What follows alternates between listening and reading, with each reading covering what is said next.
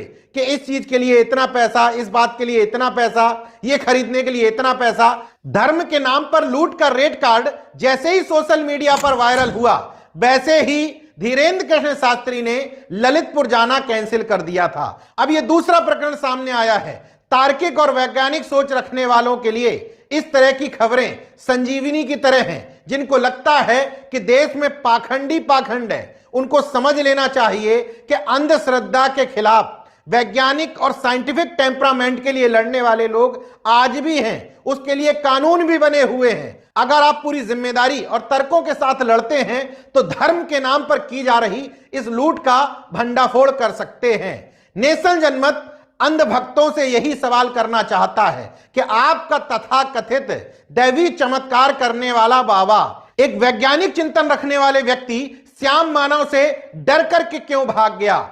मान लीजिए किसी काम से ही गया था तो उससे पहले चुनौती तो दी गई थी, उस चुनौती को स्वीकार करते 30 लाख रुपए के लिए ना सही, लेकिन उस चुनौती को स्वीकार करके अंधभक्तों को यह साबित तो करते कि कोई दैवी शक्ति होती है। धीरेन्द्र कृष्ण शास्त्री जैसे पाखंडी समय समय पर लोगों को बताते हैं कि इस दुनिया में ईश्वर की मर्जी के बिना कुछ नहीं होता। अपने कार्ड में लिखते हैं कि इतने बजे से कथा शुरू होकर के हरि इच्छा तक चलेगी, मतलब खत्म भी हरि की इच्छा से हुई है, क्योंकि वो तथाकथित भगवान ये नहीं चाहता कि उसके और उसके भक्त के बीच के ये बिचौलिए धर्म के नाम पर लूट का अड्डा चलाएं। अगर उसमें इतनी ही ताकत होती तो वो श्याम मानव जैसे लोगों को मंत्र फूंक करके उनके दिमाग पर कब्जा कर सकता था, उसका दिमाग पलट सकता था। लेकिन अफसोस की बात है कि इस तरह की कोई चीज एग्जिस्ट ही नहीं करती।